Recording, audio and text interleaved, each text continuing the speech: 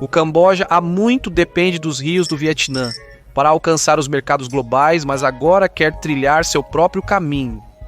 O governo começou a construir um canal que conectará as áreas centrais movimentadas do país à sua costa sudoeste.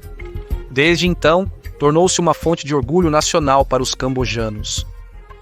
Estendendo-se por 180 quilômetros do começo ao fim, o canal é um grande foco para Hun Manet, que recentemente assumiu como líder do Camboja após seu pai. Ele precisa de uma grande mudança impactante para criar seu próprio legado, e este canal pode ser justamente isso. Mas este projeto não é só para ostentação. Assim como o Canal do Panamá, o novo atalho do Camboja pode alterar as rotas comerciais e o equilíbrio de poder regional.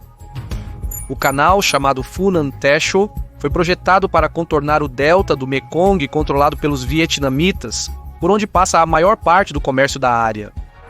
Isso daria ao Camboja mais controle sobre suas próprias exportações e sobre as exportações que possui. O Camboja é rico em todos os tipos de recursos naturais e, com a China cobrindo as despesas de construção, Vietnã e América suspeitam que há motivos ocultos em jogo. Eles podem estar certos. Imagens de satélite recentes mostram navios da Marinha Chinesa ancorados na base naval de Hainan, próxima à saída do novo canal. Isso, por sua vez, levantou suspeitas de um acordo secreto entre a China e o Camboja para estabelecer uma presença militar chinesa permanente lá. O Pentágono agora está observando o canal de perto. Possui suas bases navais, bases aéreas e locais estratégicos importantes por perto. Enquanto isso, bilhões de dólares em comércio passam pelas águas próximas, com a China reivindicando grande parte da área ao redor através de sua linha de 9 traços. É quase como se o mapa do mundo fosse estático até você perceber que é apenas um instantâneo de uma luta em andamento.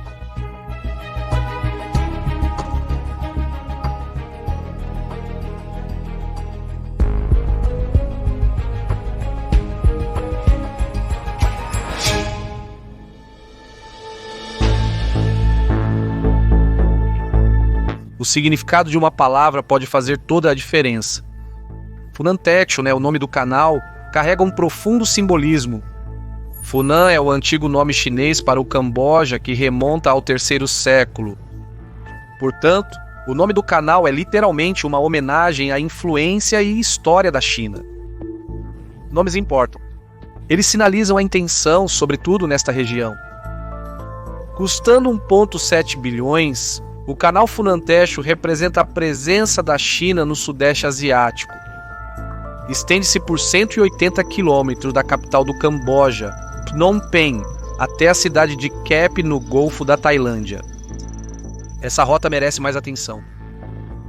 Começando no porto de Phnom Penh, o canal se estende por 20 quilômetros a sudoeste através de pastagens antes de se juntar ao rio Bassac, que flui mais 30 quilômetros ao sul, perto de um lugar chamado Kaiotun. O canal curva para oeste por 130 quilômetros, terminando nas salinas de Kep e fluindo para o mar ao longo do caminho.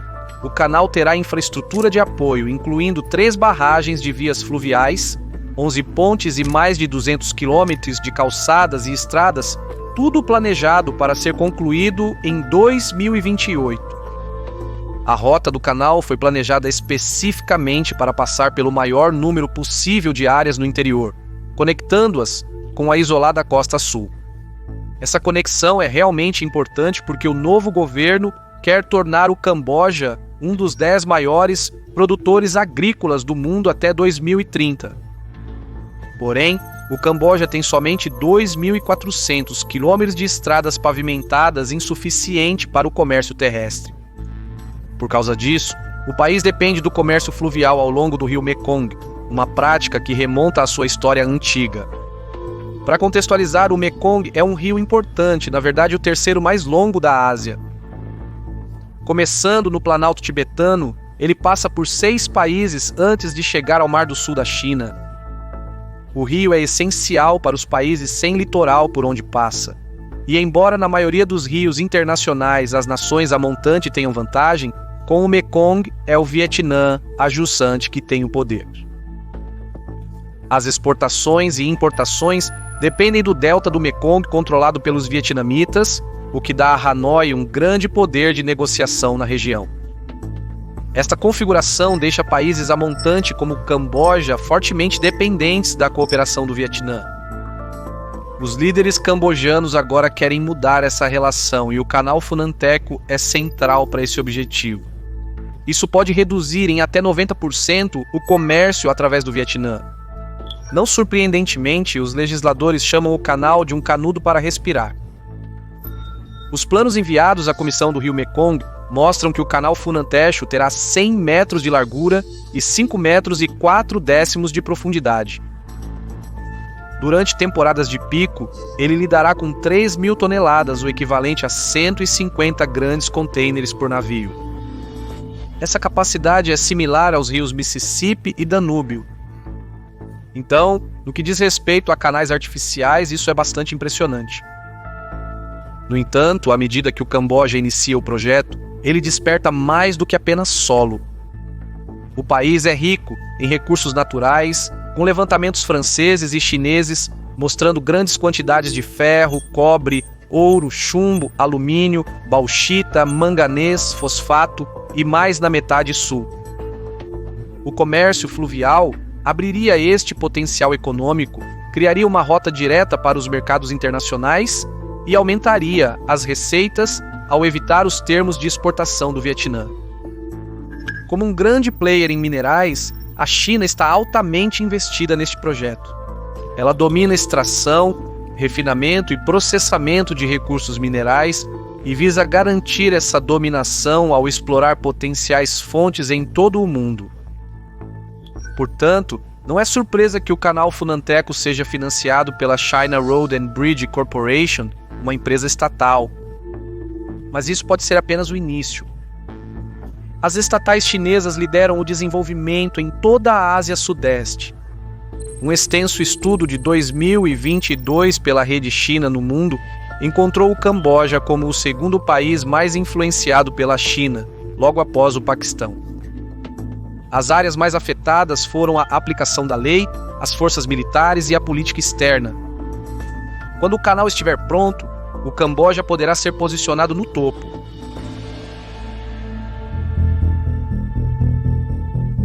A riqueza não é a única coisa que atrai o poder chinês para o Camboja. O canal Funanteco faz parte da iniciativa Belt and Road e se encaixa na estratégia String of Pearls da China, que é uma rede de portos e bases financiadas pela China, visando expandir a influência em toda a Ásia-Pacífico.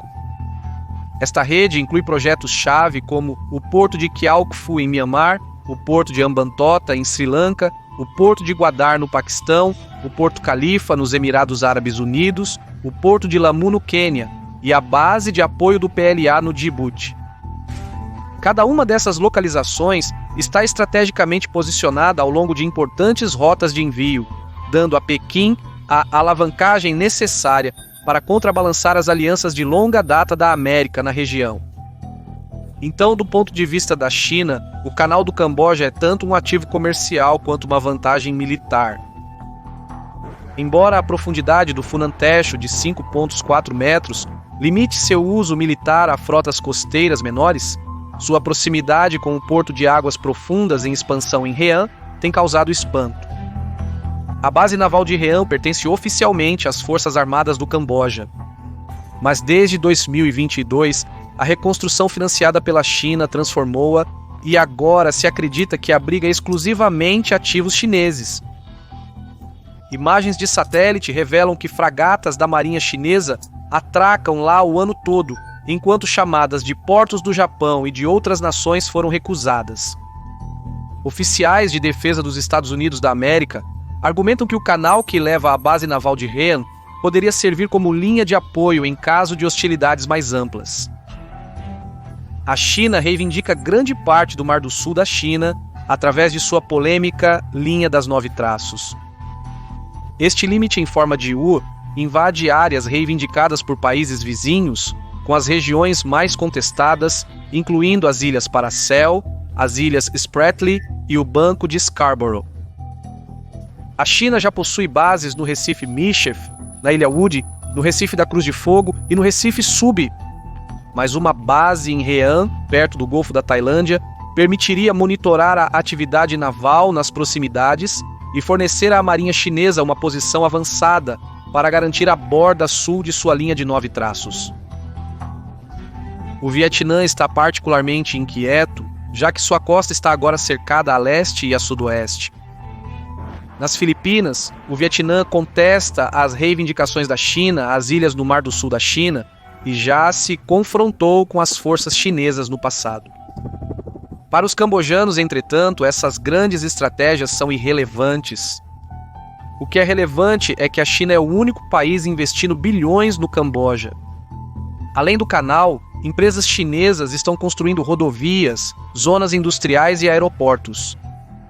O aeroporto internacional Siem Reap Angkor, por exemplo, foi inaugurado no ano passado, enquanto o aeroporto internacional Techo está em construção. Além disso, desde que o Acordo de Livre Comércio entrou em vigor em janeiro de 2022, as tarifas foram eliminadas e até 1 milhão de cambojanos encontraram empregos em empresas chinesas. Esses esforços impulsionaram muito o produto interno bruto do Camboja. Portanto, para a liderança em Phnom Penh, cooperar com Pequim beneficia claramente ambos os lados. Por outro lado, cerca de 40% da dívida nacional de 10 bilhões do Camboja é devida a bancos chineses.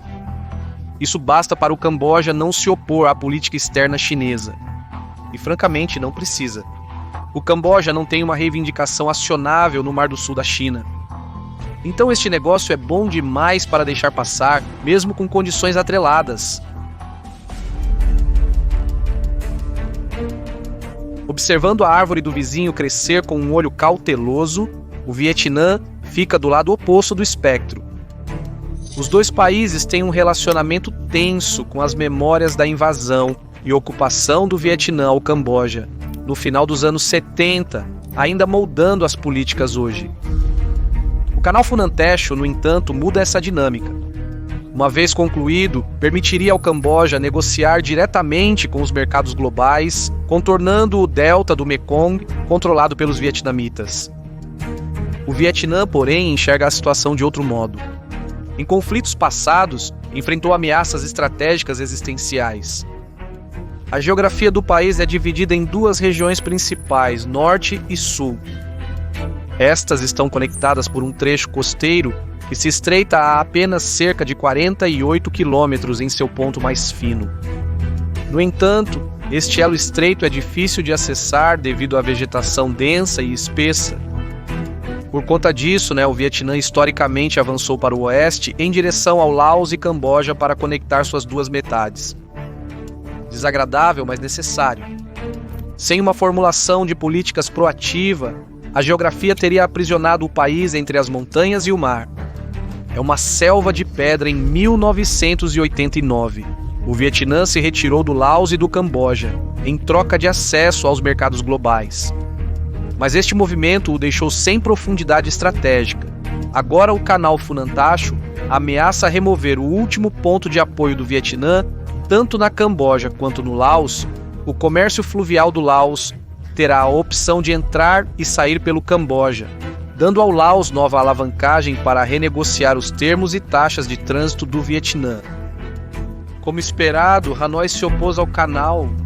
Os formuladores de política do Vietnã se preocupam que o Camboja possa controlar ou alterar o fluxo do canal, o que poderia diminuir os níveis de água do Mekong durante as estações secas e ameaçar o fornecimento de água e a segurança alimentar do Vietnã. Isso pode parecer alarmista, mas o arroz do delta do Mekong compõe 90% das exportações de alimentos do Vietnã e contribui com 17% para a economia nacional. As mudanças climáticas já impactaram o Mekong, com os níveis de água diminuindo nos últimos anos. Projeções mostram que o canal pode eventualmente desviar até 50% do fluxo do rio. A conclusão é que o Vietnã tem muito pouca flexibilidade quando se trata de sua geografia. À medida que a influência da China cresce no Camboja-Laos e no Mar do Sul da China, o Vietnã sente o laço apertar. Essa ansiedade levou seus legisladores a buscar laços mais estreitos com antigos adversários. As conversas estratégicas com os Estados Unidos têm se tornado mais fortes e espera-se que se intensifiquem durante a administração Trump. É assim que funciona em geopolítica. As melhores alianças vêm com um desdém mútuo pela alternativa.